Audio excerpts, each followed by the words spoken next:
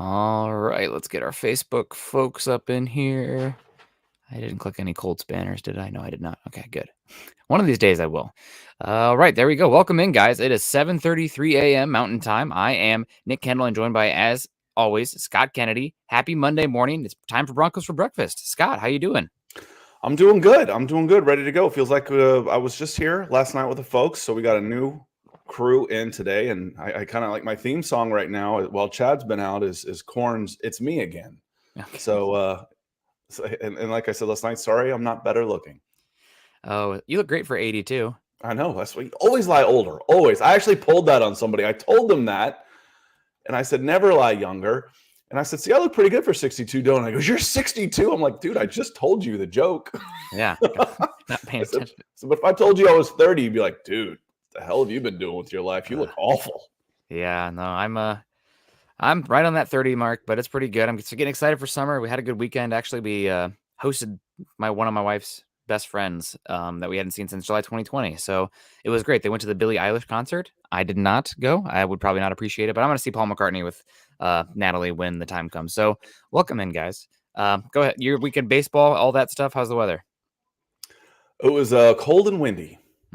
So 20-mile-an-hour winds. It was tough baseball weather. Short fields, and nobody could hit one out anyway. So it was tough. It was tough, but sunny.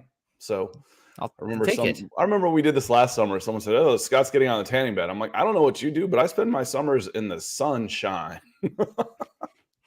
Absolutely. Man, I'm so ready for summer. We got DWI guys coming in. Good morning, gents and Broncos country. Good to see you, Ethan.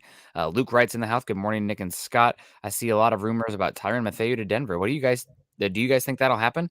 I do not think it will happen. I think that somebody's going to offer him a bigger contract than the Broncos will offer. I wouldn't be surprised at all if the Broncos are like, hey, we are keeping an eye on your market. And if you come down to this price, let us know. But I don't think it will happen.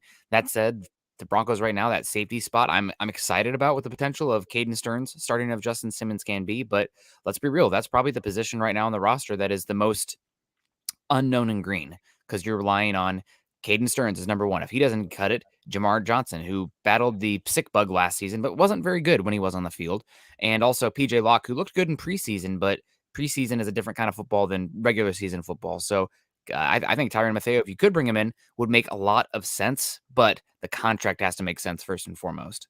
Yeah, I think right now your resources you want to allocate for right tackle. I don't want to burn through the reserve I have right now on a position that I feel pretty good about when I don't feel good about right tackle. Until I've exhausted all of my options at right tackle, then I can start thinking about a bigger ticket free agent. So, and it depends, as time goes by, his market will go down, but time hasn't gone by yet. It's still March. So, we start rolling into August and he's unsigned. His market might cool off a little bit. You might be able to get him for a song.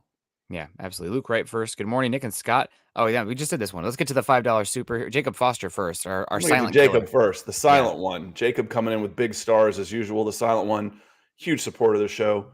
Cheers to you. First sip on Jacob.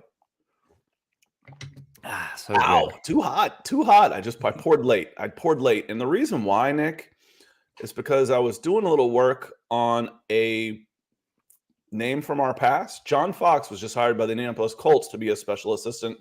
It says a senior assistant for the defense. So John Fox back in the game, and he is with the Colts. Yep, back with the Colts. It'll be interesting to see what he does. I think that looking back, we look back on him a little bit harshly because the standards were so high for the Broncos and kind of his conservative football when you had a Peyton Manning in playing incredible football was not ideal, that 2012 and 2013 season sometimes, but that's fine. And I don't know if I think Paton was also looking for a new direction as well, and the Broncos went with Paton over Fox because yes, but good for John Fox, as Kathy Lund says here. Absolutely. And wishing him the best. I guess not the best because the Colts are a threat to the Broncos in the loaded AFC, but I'm wishing him personal success where the team maybe is left wanting just a little bit. Is that one of those like baseball? I want Freddie Freeman to go 4 for 4 with 4 solo home runs and beat the Dodgers 20-4. Yes. You can root for individuals while still supporting your team. That's possible. And how about this in the baseball world? Albert Pujols back to the St. Louis Cardinals, man. What a time. What is it, 2004? Is Larry Walker going to be playing soon? Scott Rowland, what's going on? Jim Edmonds? Oh man, those They were have some good kids. baseball They have days. kids that are about to be playing. I I think know. Larry Walker's got a son that's a dude too. I'm not positive on that one. Hell, he may already have they're getting old enough. He might already have somebody that's a thing. But um, this is the thank you. I think compliment from Moy Boy coming in. You look like a seasoned fan who's seen too many rebuilds. You wear it well though, my friend. Gosh, I can't wait for some OTAs and training camp. The problem with being an Atlanta sports fan is we didn't see rebuilds. We just saw crap. Yeah. With Arthur Blank, though, I think the Falcons will attempt to rebuild. They've got the resources to do it.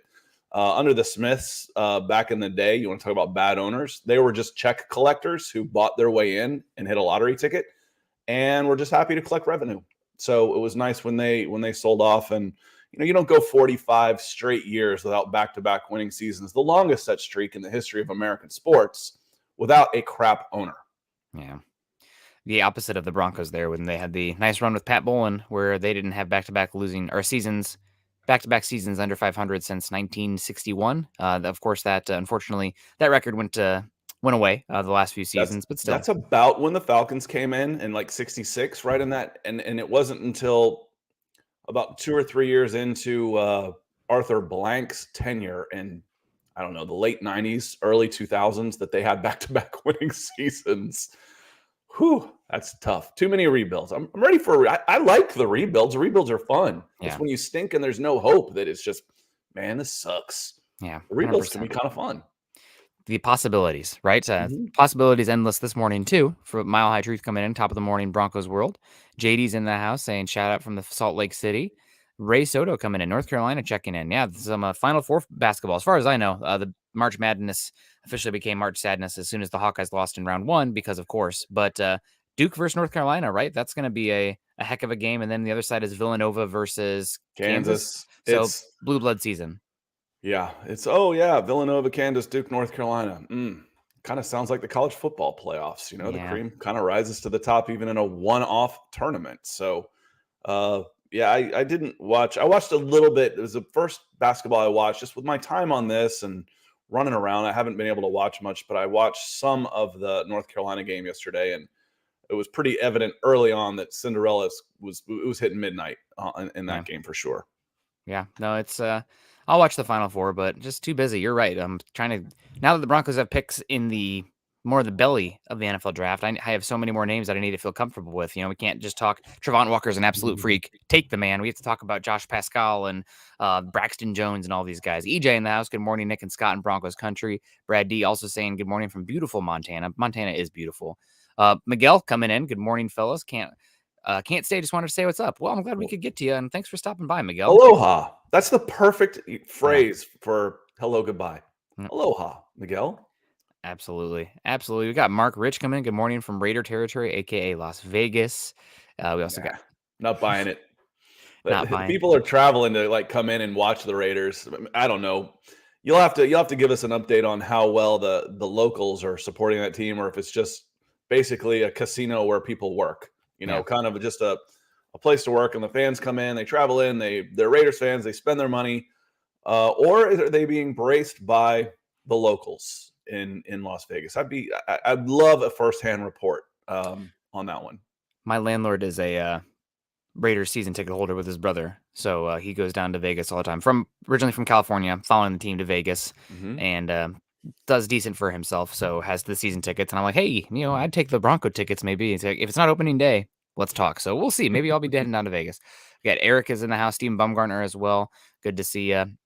Got Grant saying, I hope I am strong this week. I have moved a heavy industrial embroidery machine. Oh, good luck to you, Grant. We're new names. Welcome, Grant. So be safe. Lift with your legs, not your back. Make it back and twist. That's what they say right now. That's a Family Guy bit. Don't do that. Kathy Lund, yawn. Hi, fam. Good to see you. We also got Bond coming in saying Jair Alexander looks available.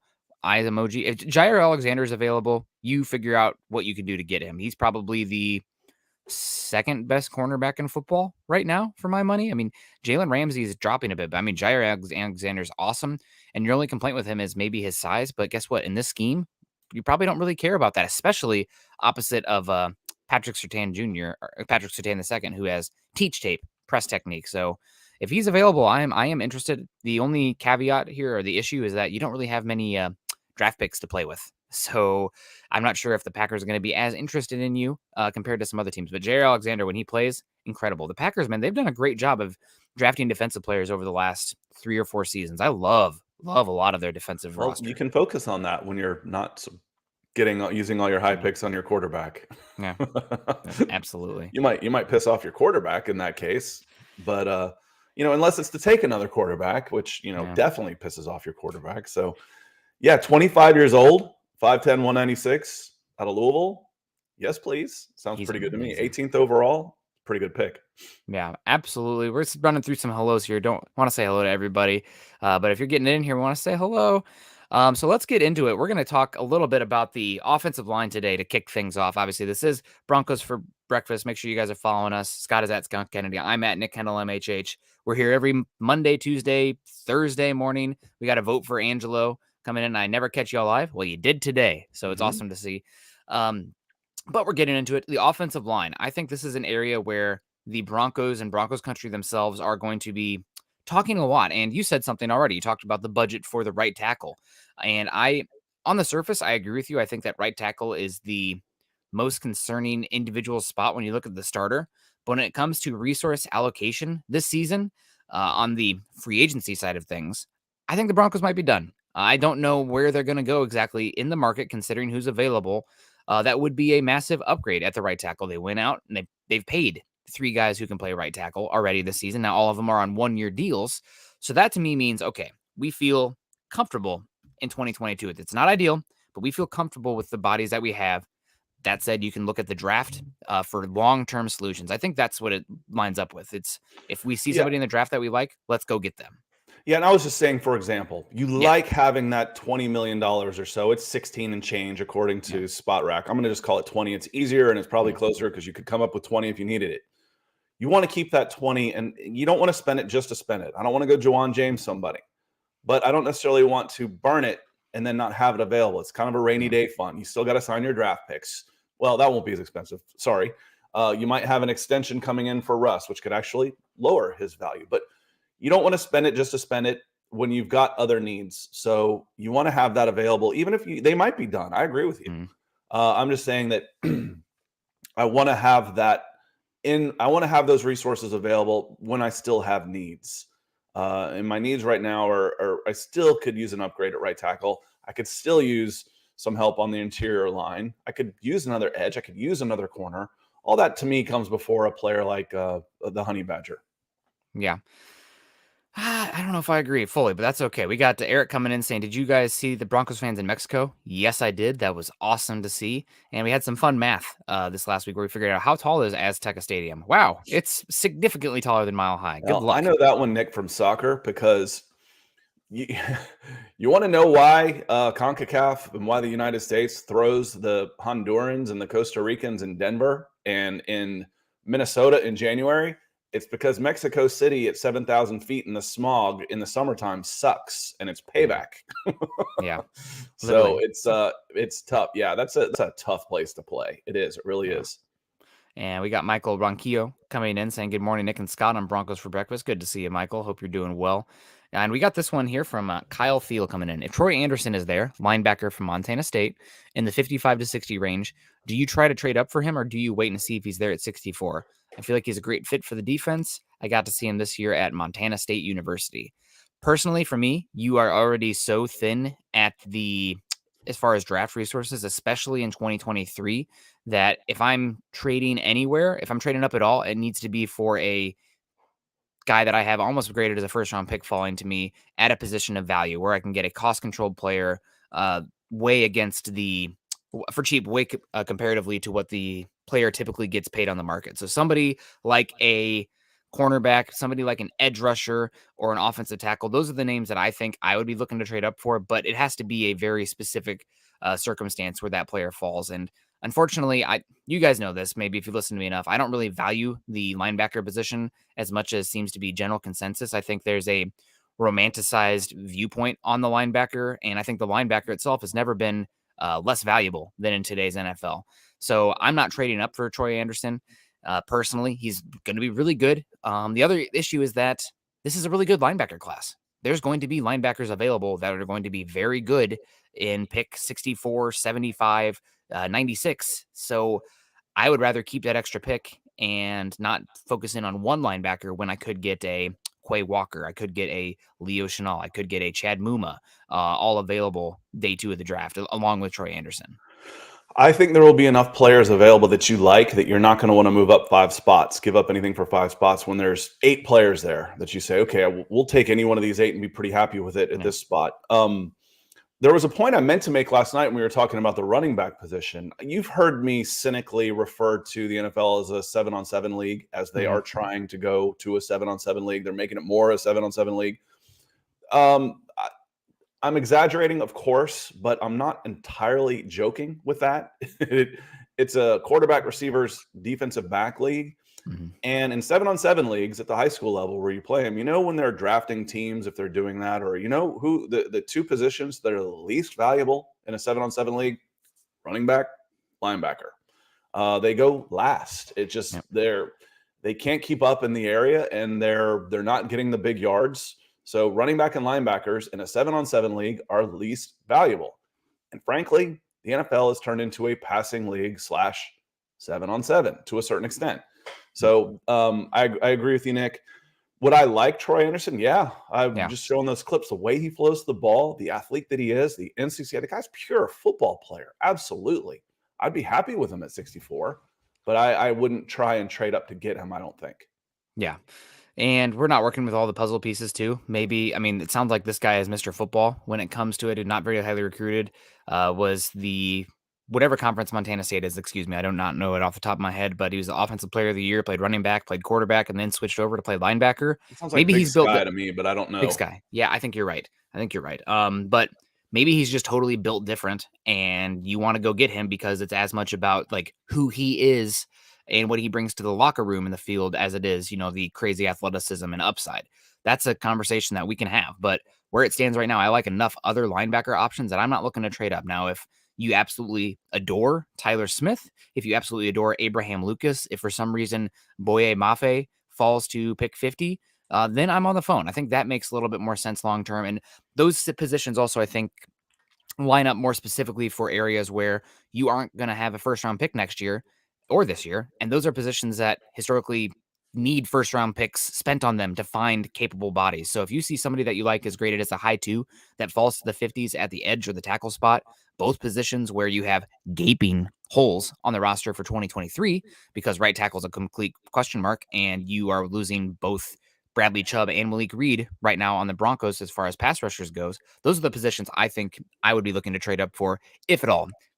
I think it's more likely you need to trade back. You only have 4 picks in 2023. A guy like Troy Anderson, 6'3.5" with 4.4 speed in the 4.4 is basically, if you've ever heard the kids talk, if you ran 4.49 and you ask him, what'd you run? What do you run? He said 4.4. Everybody rounds down. There's no math in that it runs down. So he was a 4.42 at the combine. So I'm going to call him a 4.4 guy because he absolutely is.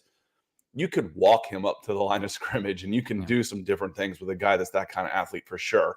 You're not just talking about, I don't mean this overly negatively, but you're not just talking about a Josie Jewell type who does his job, does it very well. Yep. So I could get on board with Troy Anderson for a lot of reasons. I really like him as a football player, but no, I probably wouldn't trade up. The guy I would probably trade up for is someone is my tackle. Is my right tackle. Yeah. If Abraham Lucas is sitting there at 55 and I start getting, and again, I don't know how much anybody else likes Abraham Lucas. I like him a lot. Get on the phone. Let me send you a 6 and move up a few spots and grab this guy and see if that does it. Then I'd be real interested. And we got Richard coming in here saying, I'd love a show one with 3 random MHH guys. So he's saying bring on a third one. We already talk over each other so much. I don't know if that's happening, but no, that'd be fun sometime. You should tune in for the pre-draft show where we have the round table. That is always so much fun chaos. It's a chaotic good, I would say overall, but we definitely have one where it's whipping out the Dungeons and Dragons and the chaotic good. My favorite alignment. I'm all about the good and I don't care how I get there. Those are my movie heroes right there. The vigilantes. Yeah. Oh God, we have plenty of that going on in here. I had to stop myself just now from interrupting Nick, let alone 2 guys talking. I was like, when he says we talk over ourselves so much, I take in a breath. I'm like, wow, that would have been, exactly what he's talking about. I think StreamYard has gotten a little bit better though. It used to be that if you'd interrupt each other, it basically would mute you both. I think it's gotten better over the last year, so it's not quite as bad. But someone made mention of that when we first started, Nick. I'm like, well, that's because I'm so ADD. If I don't say what I'm thinking, I'll forget. I've told Natalie that many a times. But thank you so much, Richard.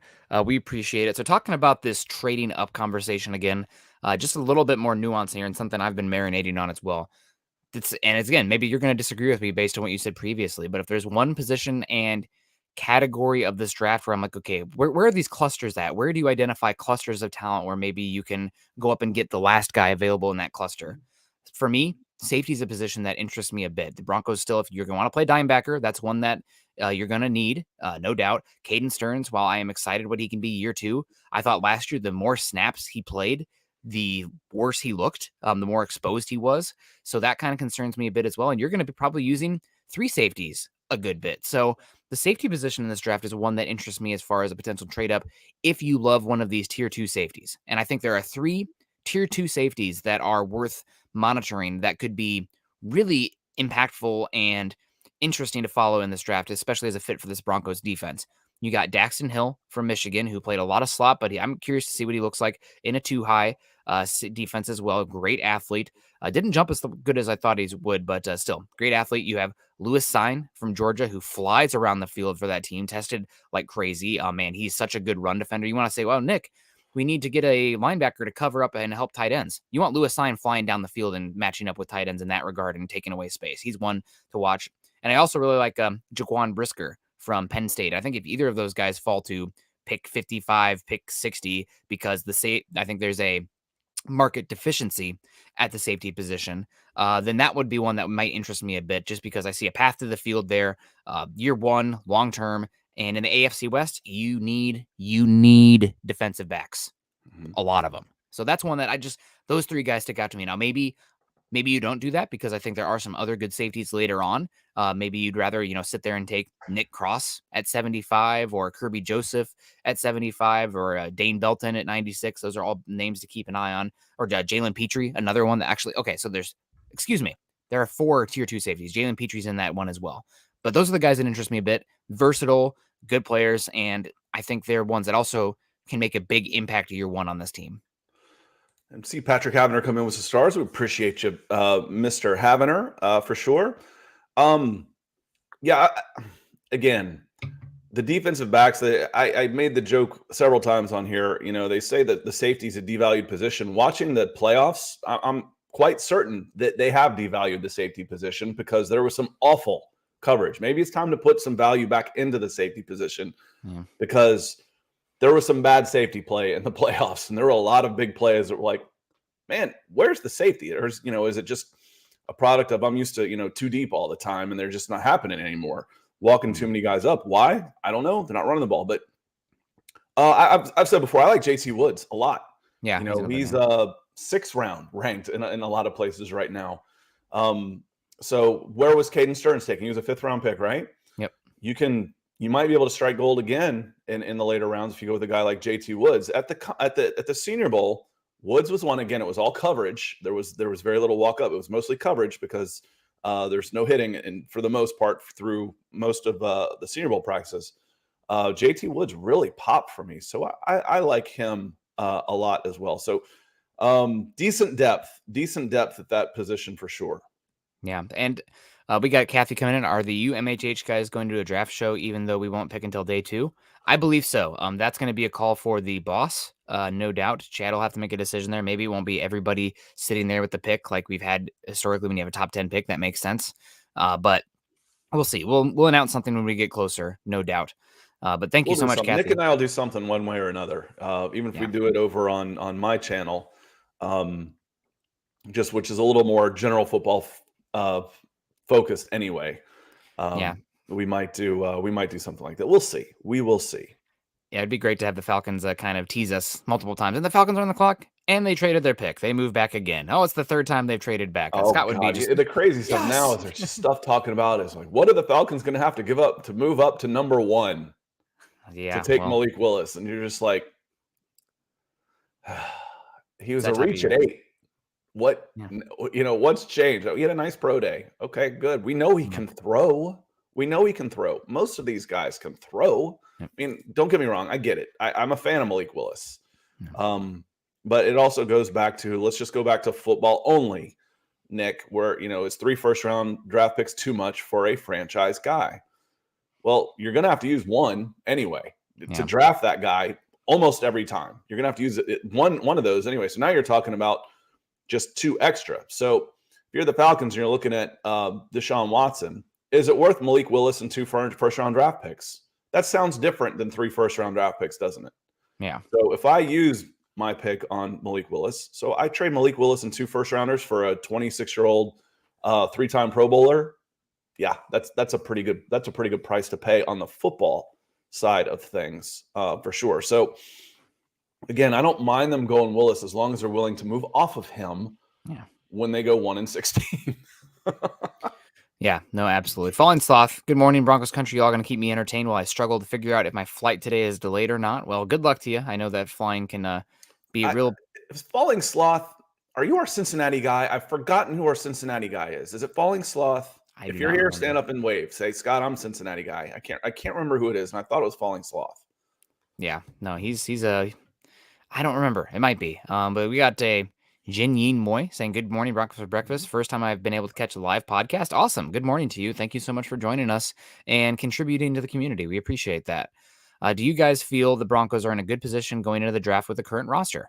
Yes, absolutely. They're in a phenomenal position. Right now, if you look at the roster across the board, I feel pretty good about the 22 right now. I don't know about the 2 deep per se, but the depth in general is great. And the one area where you are pretty unsure about the starter at a value position is right tackle. But you've heard me say it on here many times, guys, and Scott too. I think the offensive line is more about the collective and the whole and the depth. I would rather have 8 C's and B's than 2 A's and 5 F's. And right now, I think the Broncos have a lot of C's and B's. So that means they can withstand injury. They can do some flexibility. Maybe they don't have the highest ceiling in the world, but with the quality of depth they have, their floor is extremely high. And if you have a franchise quarterback and a lot of weapons, you don't have to have a top 5 offensive line to be good. You just need not to have a bleeping crap offensive line. And I think the Broncos are far away from that level of terrible offensive line play, even with the guys they brought in so far. So yes, definitely a good spot for the draft. There should be some good competition, and hopefully there's not a ton of injuries, and you can pick the year 5 and let them become a unit. Let your second guys become a unit too.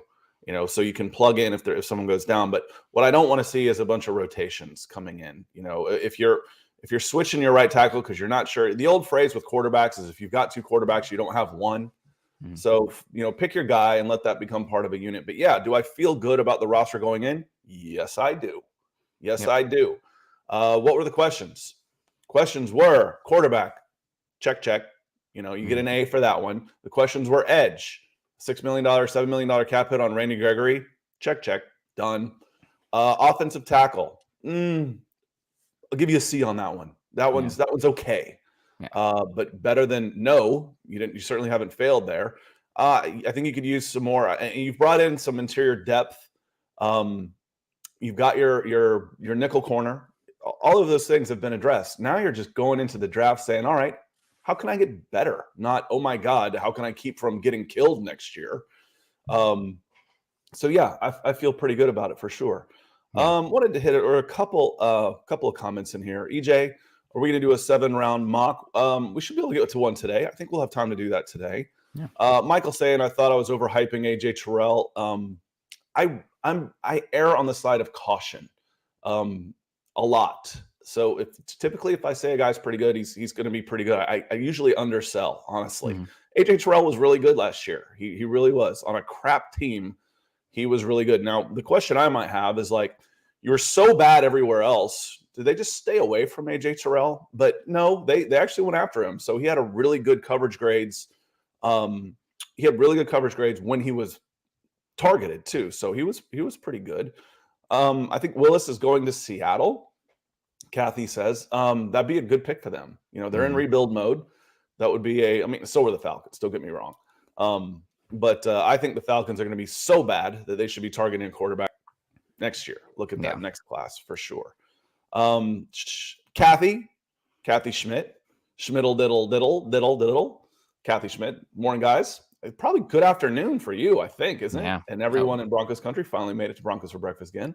We are glad to see you. And Eric says, do y'all start at 6:30 a.m. Pacific? We do.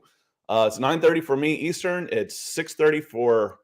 I can't do this right. Yeah, it's there. the inverse. Yeah, That guy. I know, but I even end up pointing like backwards towards Yeah. me. I got to point that way for that guy. 6:30 for him, and it's 7:30 Mountain. So Monday, Tuesday, and Wednesday. Yeah, absolutely. So let's get into the main topic here. I wanted to talk about the Broncos offensive line. We kind of have done that already, but we had a little bit of information from Nathaniel Hackett and George Paton yesterday discussing the lines as well, where they were interviewed. I mean, did you see the video of or the pictures of George Paton interviewed at the beach at West? Man, he's just too cool. Our GM is just too cool for school. I can't stand it. Andrew coming in too saying, "Morning, fellows. We'll have to watch later. Just wanted to thank you for making the best community there is." Thank you so much, Andrew. That means a lot. You're a big part of it, Andrew. Thank you. Yeah, cute kid too. Good picture. Always love to see those you guys thriving like that. So offensive line, it does sound like we can pencil in Garrett Bowles at left tackle, but other than that, it sounds like every single position is up for grabs on the offensive line. The one thing that I will say that we got that is new information and kind of closes one door. I think it was Nathaniel Hackett talking about the blocking schemes being different and the protection schemes being different and the complexity of that. And that Quinn Miners, while we talked about him potentially being a center previously, I think that's still something for him down the road, maybe 2023. But it sounds like right now he is competing specifically for the right guard position. Things might change, but that's one where it's like Quinn Miners maybe at center. Doesn't sound like that's the plan right now. It sounds like right guard. So I think we were as a maybe, but doubtful. What about Graham Glasgow? That was kind of the one we were thinking about. Could move over if he's competing at right guard. Could Graham be competing at center in that spot with Cushenberry? Absolutely. And he's going to be competing for left guard and center and with Cushenberry. Cushenberry, I think right now is potentially on the chopping block, but he's making himself valuable and known because he was the only offensive lineman that I'm aware of that went down to San Diego, was it? Where the Broncos passing camp was with Russell Wilson. So Cushenberry down there, if I think on paper, Cushenberry is not a very good scheme fit for the outside zone. He doesn't climb very well. And sometimes he struggles with the one-on-ones and pass protection too. I think he's much more of a gap-centric center. But if he endears himself to Russell Wilson and Russell Wilson is comfortable with him, and then I don't care if he's not the best run blocking center or the scheme fit, because number one to me, what does my quarterback think? How does my quarterback feel about it? Does my quarterback feel empowered, and does his opinion and voice feel important where he has buy-in and then everybody else has buy-in? I would be asking the quarterback what he thinks as well. Obviously, it should be the coaches and the general manager's decision at the end of the day. But when you have a Russell Wilson in-house, you should definitely make him part of the decision-making process. And good morning, Lawrence. Says, much love. Let it be a good Monday to start the beautiful week. Yes, sir. Appreciate you being here. And Cody says, our GM is a baller. Yes, absolutely. He is. Yes, he is. I mean, we're talking about a rookie GM, right? I mean, he paid his dues and did all this thing, but last year was his first year. Mm-hmm. He's talents beats experience for me when we're talking about these type of things. Well, he's been doing this for so long, but he's still not any good at it. I'll take talent in this case for sure.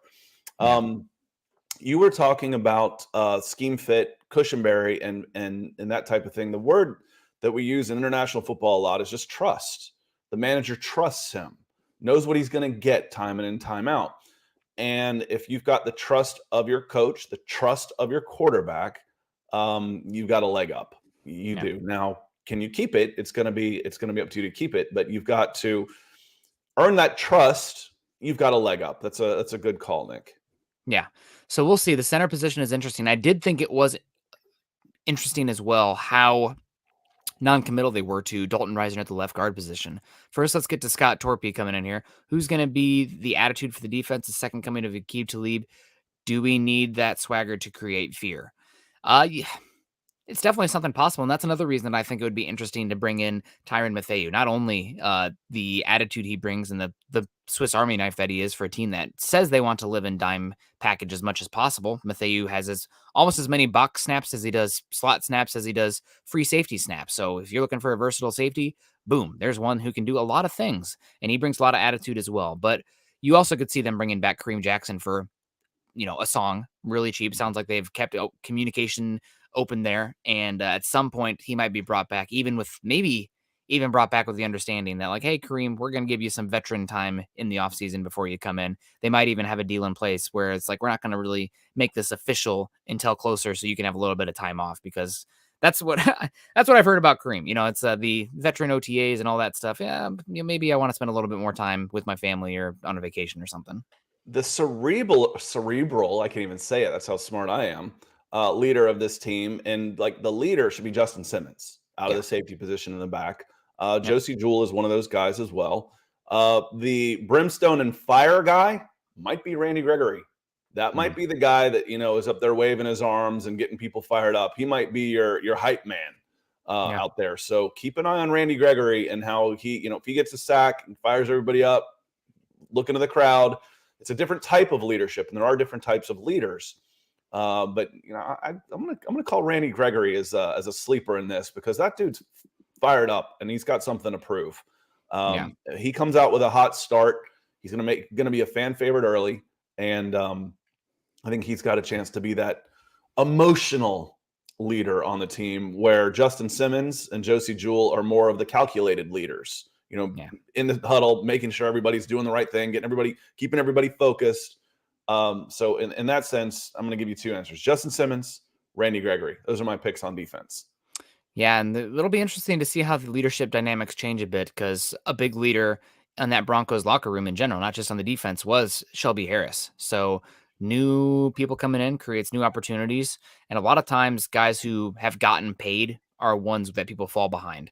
So I'm curious to see what the leadership roles carve out for somebody like a DJ Jones, or for somebody like a Randy Gregory, and obviously Justin Simmons as well, probably the face and the voice of the defense. I know everybody loves the swagger and the chirping and whatnot from the cornerback position in general, but that's not really, doesn't seem to be Patrick Surtain. He's a little bit more Get quiet it done. killer. I'm going to do my job, and then you're going to be like, oh my god, that number 2 is all over the place, and he's just stoic the whole time. So, oh Lead by man, example. He's a yeah, lead by example type. Quiet confidence. There's more than one way to get it done, and there's more different types of leadership. Jason O'Neill says, "Good morning, Chad and Zach." Just kidding. Nick and Scott, keep up the great work as a duo, and for the honesty.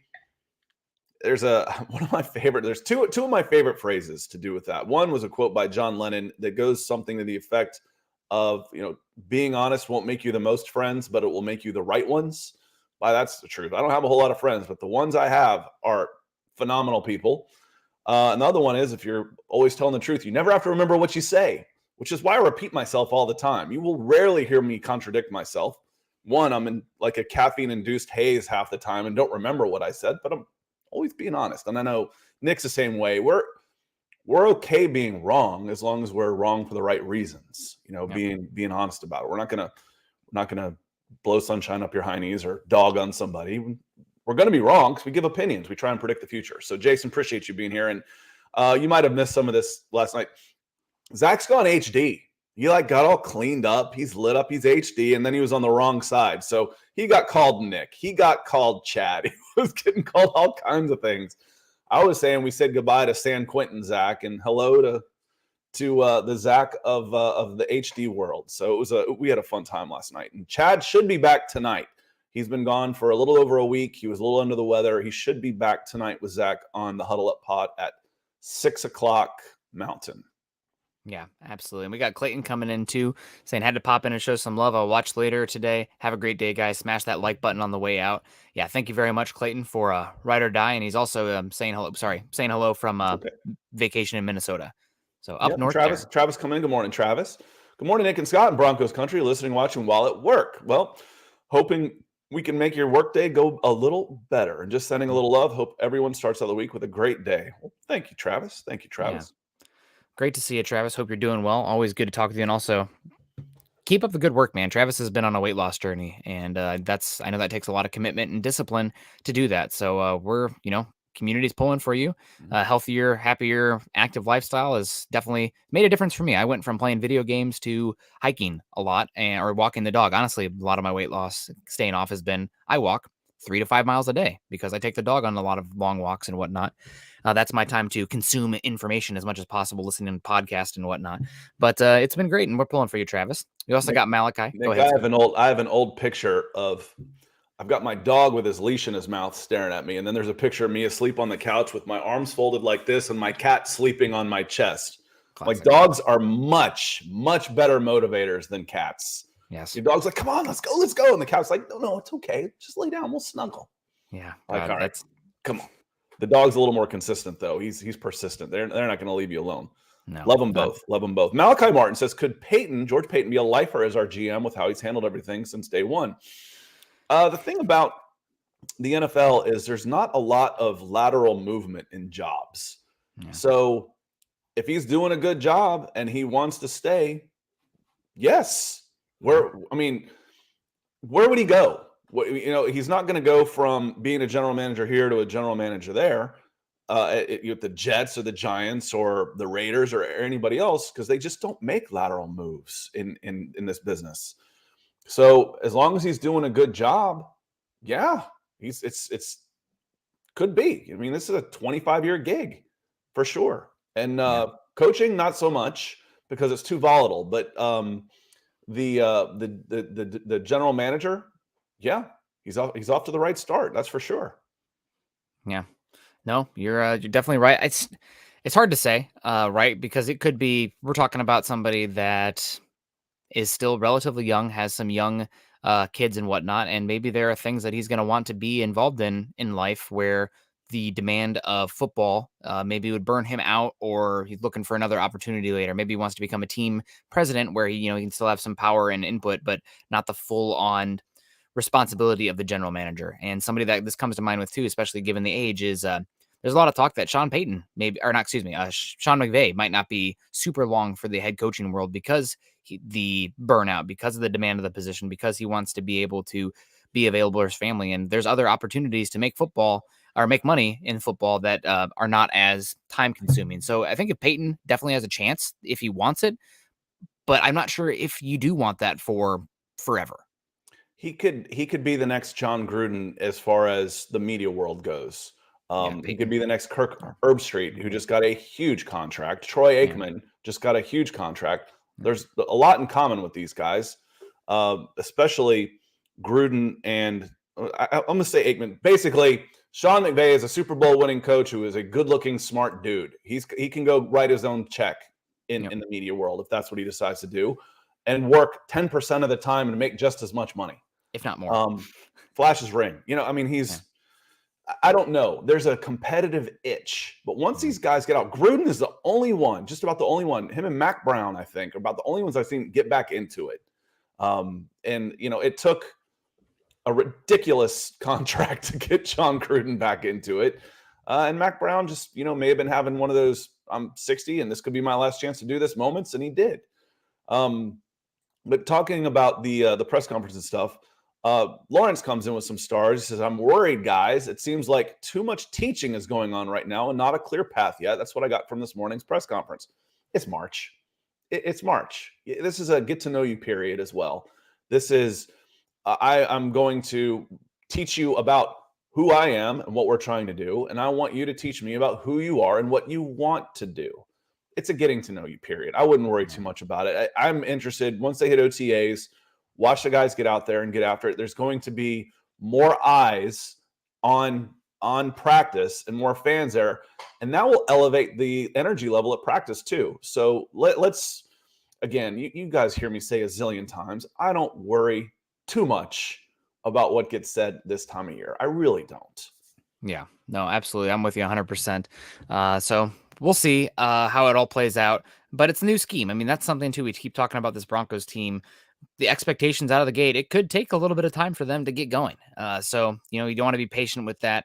But circling back to the actually, we got to do this mock draft. The offensive line, I am curious to see what happens with the left guard position. I do think Dalton Reisner is the penciled in guy, but it sounds like he's going to have to compete for it as well with Graham Glasgow. I'm fine with Graham Glasgow being the super sub interior guy.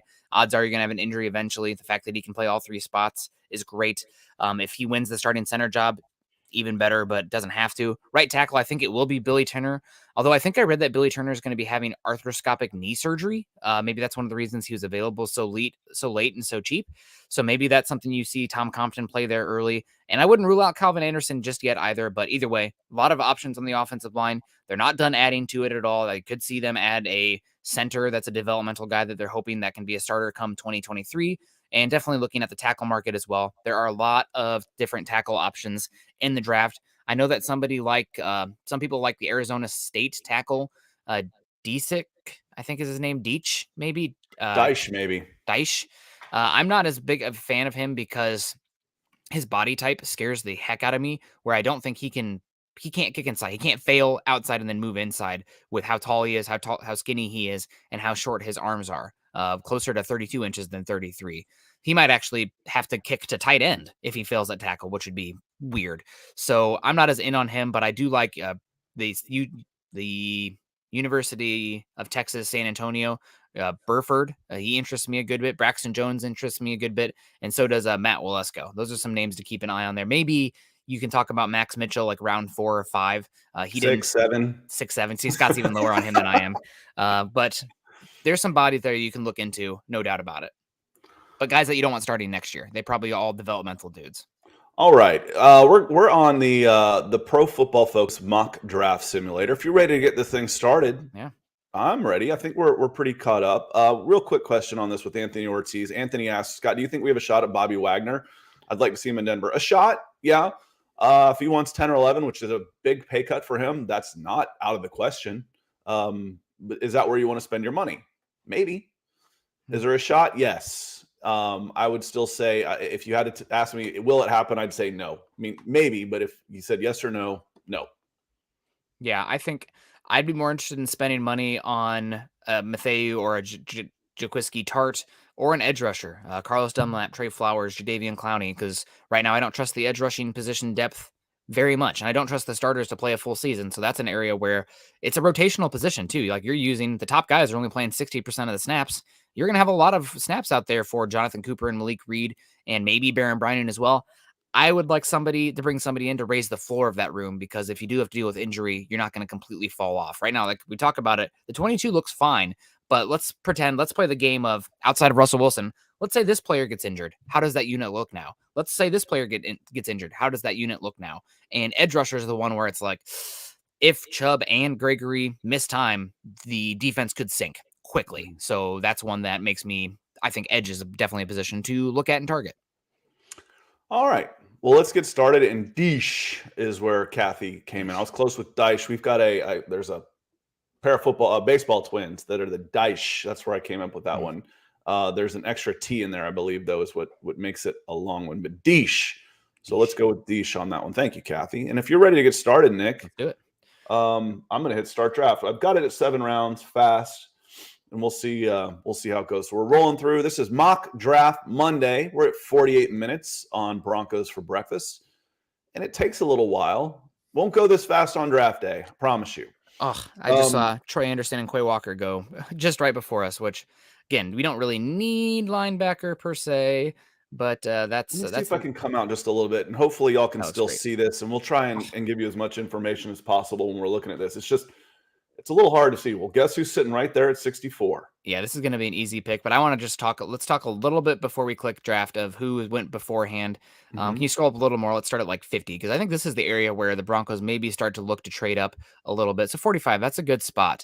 Roger McCreary, this is somebody that Eric and I have gone back on a lot, back and forth. He had Roger McCreary as a borderline first-round grade, and I like McCreary a lot, but his arm length is horrifying as far as...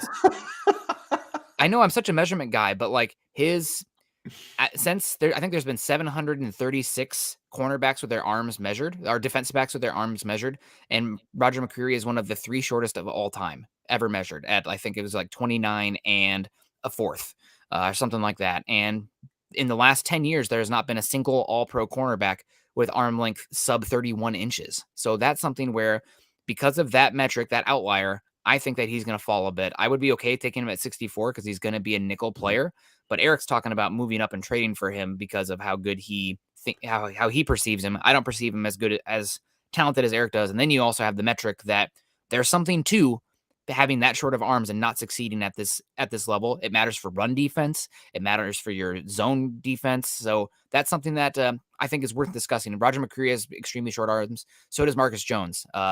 Two of the shortest arm lengths ever measured for the position.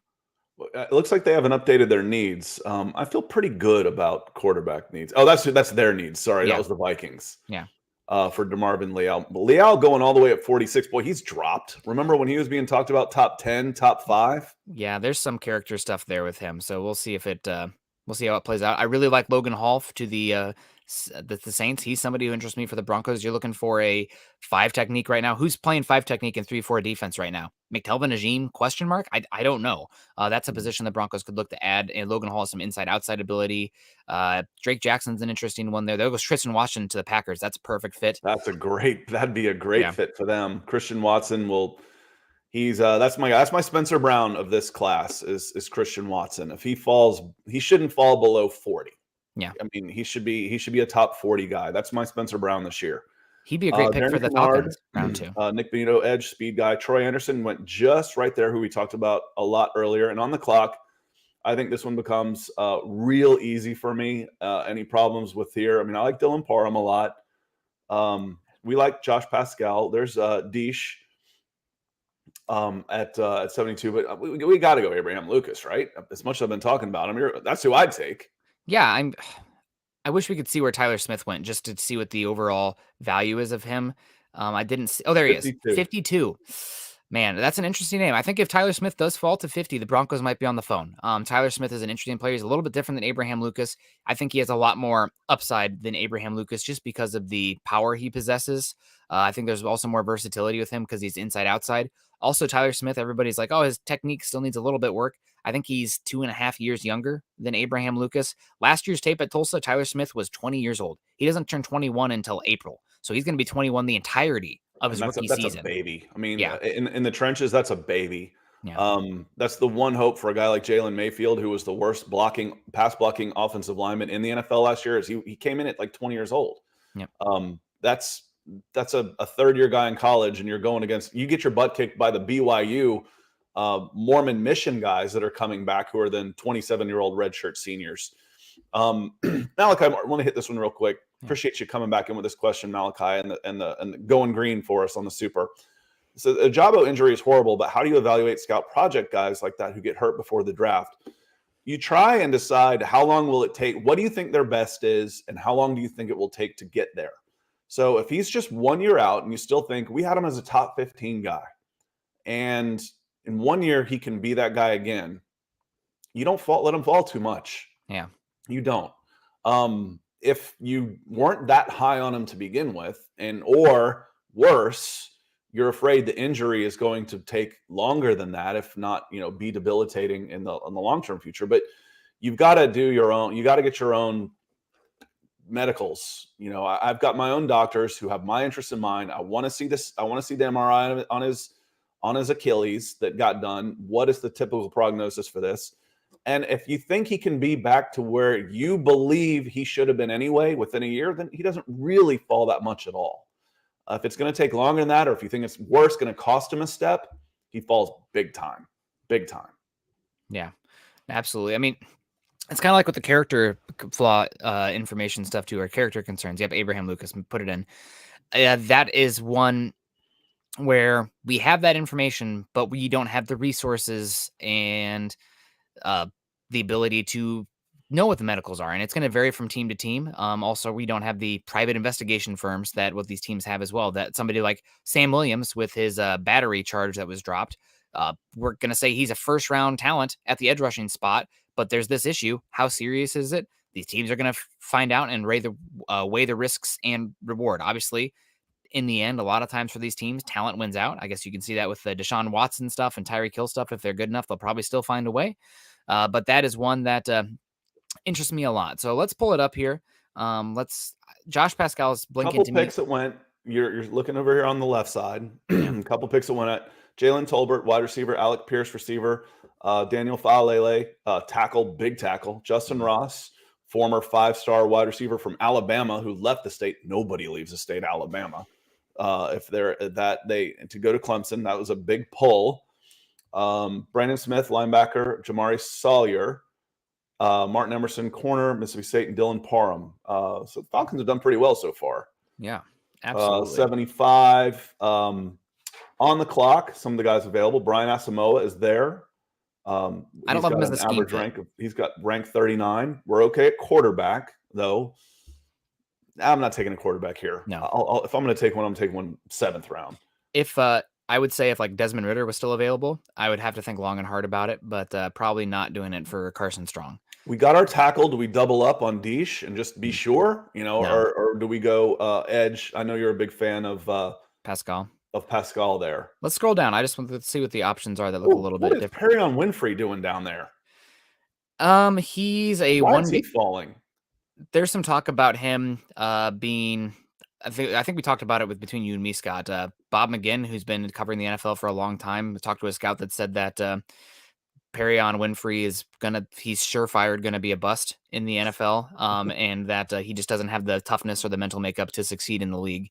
So I think he's extremely talented. He's got amazing length. I do wonder if he's a great scheme fit for this defense, but he's extremely talented. I would have no issue if that was the way to go. I'm looking for a little bit more of a hulking presence personally, but Perrion Winfrey, if you draft Perrion Winfrey, this is what you're saying. Draymond Jones, we appreciate you. I think we're going to move on from you after this season because we're not going to be able to pay you, because that's the type of body type. But we're in the second round, or we're in the third now. Yeah. That's a great backup, for Draymond, who was a Senior Bowl MVP and killed everybody there and was maybe the highest riser, or should have been. But now all of a sudden he's down here. So I like that pick. Yeah, can we scroll down some more? I just kind of want to see the names again as I'm taking them in holistically. Winfrey does interest me. Keep scrolling. I'm just want to see the names. Once I hit 90, I scroll back up because I figure we can get those guys later. Yeah, no, I just evaluating the board. Okay, so the one here that outside of Perrion Winfrey that makes some sense to me. Would you scroll down again, just a little bit? This is gonna sound like crazy to you guys, but somebody hinted it on the comment section earlier. No, it's gonna be John Mechie, the third. He would have been a top 40 pick in this draft if it wasn't for the injury that he suffered. And the Broncos right now, there is some unsurety, I will say, surrounding Jerry Jeudy long term. He's somebody that maybe the Broncos would take some calls on right now, just to see what the market is. And if the Broncos are going to live in 11 personnel, you know what that means? Your wide receivers have to block their asses off. And Mechie is one of the best blocking wide receivers in this entire class. I think he's never going to be a number 1, but if you're looking for a number 2 or 3, I think he's going to be really good. So I think overall, Scott, I'm going to agree with you. I think let's go Perrion Winfrey just to switch things up, because I'm guessing we're going to have Josh Pascal available to us a lot in different drafts. So Winfrey, I think, is a very fun player. But I like that pick. I mean, I'm surprised that his stock is falling. I mean, he's, like I said, Senior Bowl MVP, and then he had a good combine. Let me bring up my spreadsheet here on DL. His arm length, insane. Yeah, I mean, where Perrion Winfrey's right here. 6'4", 303, 489. Didn't do the other test, but I think he still had an amazing pro day. I'd have to look that up. And Diamond Rattler, thanks for coming in blue on us. And John Clay Eventing says, good morning, gents. Keep scrolling. Troy Anderson at 119 is crazy. Not sure about that. Was he really that far down? What did I go? No, he already got drafted. He went to the Chiefs at 52. Maybe that's what they said there. His because you have the rank versus the ADP, and this is from Mike Renner. I think this is Mike Renner's list. So that's why Brian asked him. We're going. I like Perrion Winfrey, and you can never have enough big athletic dudes in the trenches. Yep, I don't disagree with you. Also, there's been somewhat of a, what's the word? The defensive line, there's been a little bit of a scarcity on that recently in the last couple of drafts. Deesh is still there. I can't do it, man. He's too his body type is too weird. Not for me. A little bit too bad that it looks like Mechie went off the board. I like Fortner. Not surprised. Fortner's interesting. Yeah, let's scroll up a little bit. I want to see who just came off the board in the draft. There's Pascal. We just missed him. So that might be, as I'm getting a 90, I might drop a 7th. Say, I want to move up 5 picks. Yeah, I also really was hoping Nick Cross would be there. I like Ed Ingram a lot. He had an incident at Georgia where he had a sexual relationship with a minor. Actually, not at Georgia, at LSU. That kicked him off the team for a while. So there's going to have to be some background research on him. There's Woolen, unfortunately. I don't think he's dropping 86. But I will tell you who is dropping here. 84. Damone Clark is going to miss his entire rookie season. He had to have a spine fusion surgery, which they say is not going to impact him long term.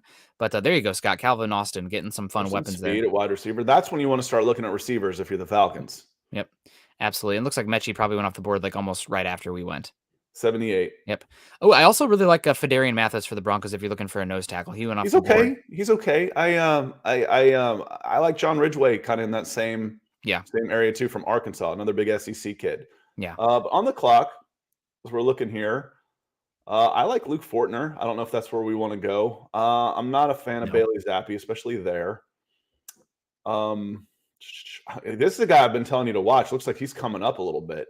D'Angelo Malone. This is a sleeper for me. D'Angelo Malone is an edge rusher with really, really nice athleticism. Yeah, he's definitely interesting to me as well, but yeah, I keep trying to scroll the screen. Sorry. Like the touch screen. Why isn't this working as I'm pounding on my monitor? Well, let's get ahead of the curve here, Scott. I'm going to say the name that I think we should take. He's a little bit further down. Jojo Dolman does interest me a lot, actually. He played the slot for Nebraska a lot, and he was really, really good there. So keep an eye out for him. But the name, you missed the name that I'm going to pound the table for here right now. Zion McCollum. He tested, he's scroll down, a cornerback from Sam Houston State. What number? I missed him. He's keep going. There he is. Go. He tested like an absolute psychopath freak. His agilities were insane. That we could get him at 115 and 116 though? I'm not risking it. Okay. I would take it here. He's going to go round 2. He's an absolute freak athlete. I don't want to mess with your board here or what you're showing, but his mock draftable spider graph is like the whole screen is taken up. I love spider graphs. I love them. He is absolutely a freak. I know that some people have been messaging me like, Nick, Zion McCollum at pick 64. Like, he might not make it to 64. So keep an eye out for him. He's actually one of the few cornerbacks that did the agility drills as well. You know why? It's because he knew he was going to be that much of a freak. Why would you do the agility drills? Because I know I'm going to test in the 95th percentile at 6'2". So he's one that I think is going to have a heck of a time in the league. I think he's going to be probably drafted in the second round. And this team, the Broncos, do we have enough cornerbacks? Maybe, but you probably really want to load up on them in this free agency period, in the draft, whatever, because the AFC West is going to be essentially the Pac-12. So yeah, Zion McCollum, if you haven't watched him yet, Scott, I know you love the measurables for those positions like that. Make sure you check out his like Ross and his mock draftable and everything, because he's a freak. He's an absolute freak. We're in the 4th round. Is he off the board completely or not? In the 4th? Oh, I think the 4th round is probably for us where we're working.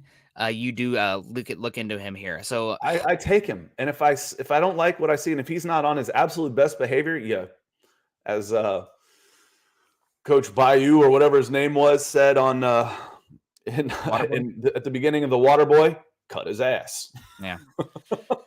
Absolutely. Let's scroll up a little bit just because I do want to see, because this is 2 picks for the Broncos here. Yep. Still got your running backs there. There's Matt Walesko, Dan Butler's still there. D'Angelo Malone, Tyler Algier. See, I don't like Deish's. This is about where Deish maybe starts to interest me a bit, but still, I like other names more. Let's scroll down. I was really hoping that we'd have that safe Brian Cook, the safety there from. Brian Robinson's an interesting name. I like Brian Robinson, the running back, and I like Kieran. I saw the Notre Dame running back was still on here too. Kyron Williams. He tested so horribly. I think he's probably going to go like round 6 or 7. I like Jerome Ford better than him, to be completely honest. Okay, I have the 2 picks here that I'd advocate for. I think let's do Sam Williams. Now, I know that we have to state that he did have the battery case that was dropped, and these teams are going to have to do some research on him. And I've been told point blank, there's some people in the Broncos front office that when it came to Deshaun Watson, it was, if this happens, we quit. So there's some very strong opinions. This is why also you want to have women in position of power in these decisions, because you want to have diversity and different walks of life. So that way you can have the most informed decision possible. Well, and I want at least one woman in the interview room. We're going to bring this guy in for a visit, and we're going to have at least one woman in the interview room and see what they have to say. And they've got, everybody in that room's got a veto vote. No. Yep. What do you think? Kathy, what do you think? And if one person says no, then we can find other good players. There's always going to be other good players. This is the conversation last year with Micah Parsons as well for me. Top 10, the risk is so high on that if you can't just outright cut that guy.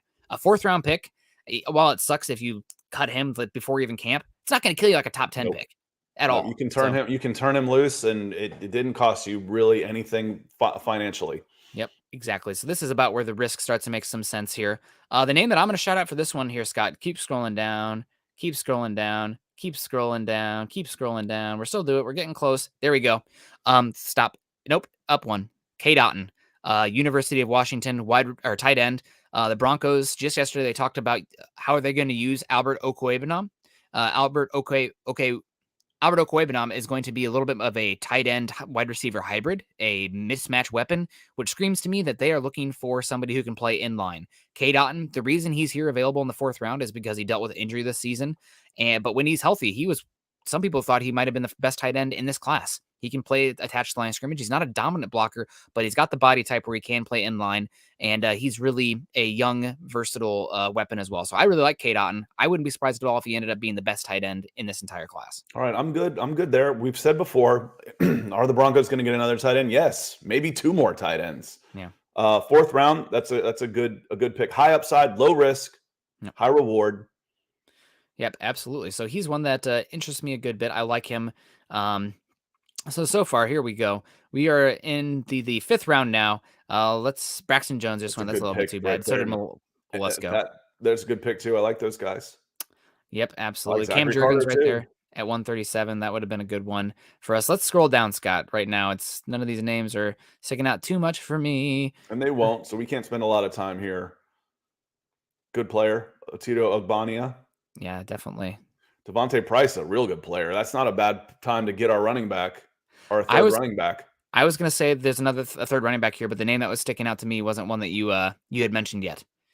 He's up above. Ooh, Dominique Robertson can interest me as well. He's really interesting. He actually came to Miami, Ohio as a quarterback and now is playing edge rusher, and his tools are just kind of starting to come together. So he's a fun. Oh, there's your guy, JT Woods. There he is. Where are we picking again? 206. He ain't going to be there at 206. You're going to miss on a guy running at 6'2", running 4.3s. Scott, I'm with you. I think I say let's bet that a running back is going to be available in round 6, and let's get JT Woods, because guess what? We're drafting another 5th round safety, and if he fails, guess what? He's going to be an incredible special teams guy. He's an absolute JT Woods, 6'2", 195 pounds, 4.36 with a 39-inch vert and 128, and was solid in coverage at the Senior Bowl. Yep. I'm in. I'm willing to miss there. Yep. Absolutely. So now we 206. We're back on the clock. We have a trade available. I do really like the punter. Ooh, we also have Daniel Bellinger, who I absolutely adore as well. Another punter. Can you see what the trade offer is? It's not an offer. You have to make an offer to them, and it becomes kind of a pain. Oh, that's the one bubble there is not that. Yeah. Okay. I thought that was the other way around. No, it means you have to make them an offer. They're interested, but you have to make them an offer. Okay. Well, never mind. Sorry, Carolina. I would love your 2023 picks because Denver right now only has 4 of them. But you know what, Scott? I say let's have some fun. Let's take the punter from from San Diego State. The Broncos are going to have to be figuring out how to make some cap room going forward. I can save some money. Yep, exactly. Definitely save some money there. Sam Martin is fine. I'm okay with that, but he's not incredible enough for me to pass on those guys. So now we have some other names coming in here. Oh, I have a name. Here we go. Jack Jones. I saw him there. He's been solid for Arizona State. He's 5'10". He's got some inside-outside versatility. Maybe somebody who's going to kick the safety, and he's going to be a special teamer as well. You're talking about filling in the very back end of the roster. He's one that makes a lot of sense there for the Broncos. So there we go. We have our draft going. I think we maybe will get not some great grades on some of them, but that's I got an F on JT Woods. You know who they give me my worst grade for, even if you need a wide receiver, is Christian Watson. I'm like, okay, we'll see. That's fine. Yep, that's one guy's opinion, and judging a draft based on the immediate return is silly because you got to see how it plays out. So overall, B-. Here's the run through for you guys listening at home. With the 64th pick, we took Abraham Lucas, offensive tackle from Washington State. 75, we took Perion Winfrey, defensive lineman from University of Oklahoma. 96, we took Zion McCollum, Oklahoma University. It's OU, isn't it? OU, you're right. Yep, yes, 100%. Oklahoma University. I'm sensitive to that one just because University of Auburn. Oh. Yep. Absolutely. Zion McCollum, Sam Houston State. Keep an eye out for him. He's going to go early. Sam Williams, potential first-round talent. Teams are going to have to do background checks on him. I think he's still going to end up going to the top 50. So to get him at Yeah, 115, it's a low risk, super high reward. I think he's a top 15 talent. You're getting at 115. yeah, like you're talking about a athletic profile comparison to a Boye Mafe, and that's getting him in round 4. Cade Otton, the Broncos need tight end help. He's a really good one. I think he could go round 3 when it's all said and done. So to get him round 4, that's fine.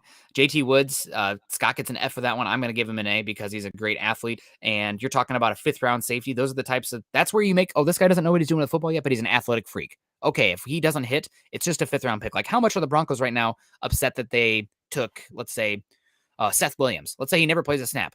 Who cares? It's a 6th round pick. That's not a bust. So this was terrible. We need offensive line, linebackers, and corner. So we got offensive line, corner, maybe a tight end. Tight end. What we didn't take was a running back. So, yep. Okay. Well, Spencer, thank you for your opinion, but you can only draft what the board is available, and you have to trust what the board says. So no linebacker. Michael, we didn't see the linebacker there that we didn't see the linebacker we liked in those spots. So we went other directions in that spot. So we didn't go with an inside linebacker. We went with a monster edge and a big need at right tackle. This is my favorite one right here. Yep. And then a hugely athletic upside in JT Woods. Again, 6'2", 4.36, 40-inch vertical with good coverage. He's not bad in coverage. That's my favorite grade of the bunch. Yeah. Could be a special teams monster. And we got another corner here and a high upside Jack Jones. So we hit a lot of those. Just might not have been the guys that you wanted. Yeah, and also the Broncos are not going to. You guys are way too focused on the specific position. Holy, oh my holy. God! You know what I'm focused on? Jesus. Yeah. Pobby, welcome in. Welcome back. Wow, that's absolutely incredible. Shout out to you, Pobby. Pobby, who do you want to draft? Because you get to make the next pick, next 3 picks. Yeah, God. That's incredible. Thank you so much. We appreciate you and hope you're doing well. I know that I had some stuff with the family going on there for a bit, but thinking about you when that was always going on. And so I hope you're doing well out there in central Iowa.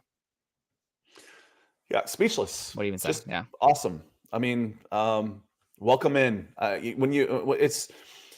love Bull Durham. You know, and he wants to throw his fastball. He says, why do you want to throw a fast? This guy's a first pitch fastball hitter. And Nuke says, I want to announce my presence with authority. Well, when Pobby comes in, you know it. You know it. She announced she's gone red and announces her presence with authority. Thank you so much, Pobby. Welcome back. Yeah, that's incredible. Thank you so much, Pobby. We appreciate you so much. God, that's amazing. One more with Spencer coming in here. So there's our full mock draft. I'll take a screenshot of that, Scott, or something. So that way you can actually download these. So I'll send it to you. I'll download I will download the safety. Spencer, Caden Stearns is a beast at safety. Stop. So I'm done. I don't need another safety in the 5th round at 145. Yeah, I need special teams guys.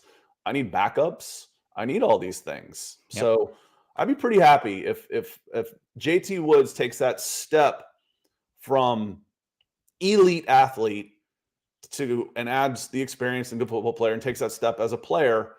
Then you've got a phenomenal pick. Those are when you take chances on guys like this in the 150s. It's completely low risk, high reward. Take my F. I'll take my F on that. Like I said, if I'm going to miss, I'm going to miss a guy that's 6'2", running 4.3s. Yep. Jumping 40-inch verticals. Take my chance on. And I've seen him play. He's not bad.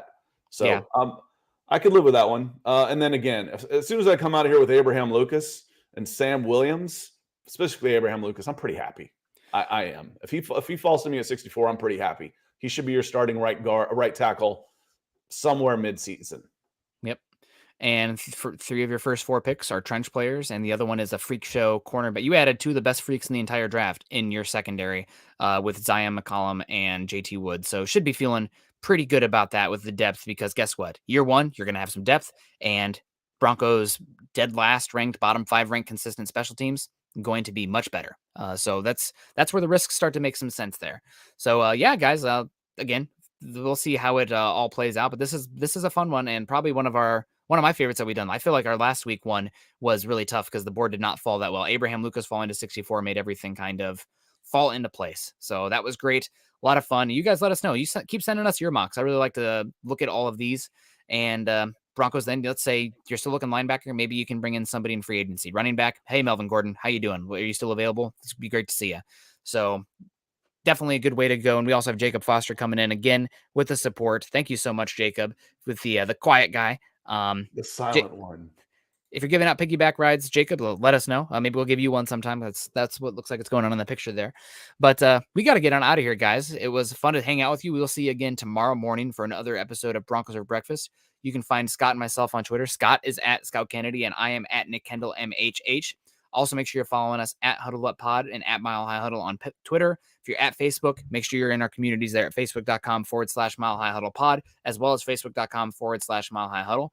Please go to Apple iTunes, find us at the Huddle Up Podcast, scroll down, leave us a 5-star review and rating. Say Nick and Scott are our favorite. Everyone else, boring. We want more Nick and Scott. No, whatever. It's fine. There's different shows and different strokes for different folks. That's totally fine. I like that we don't all say the same thing.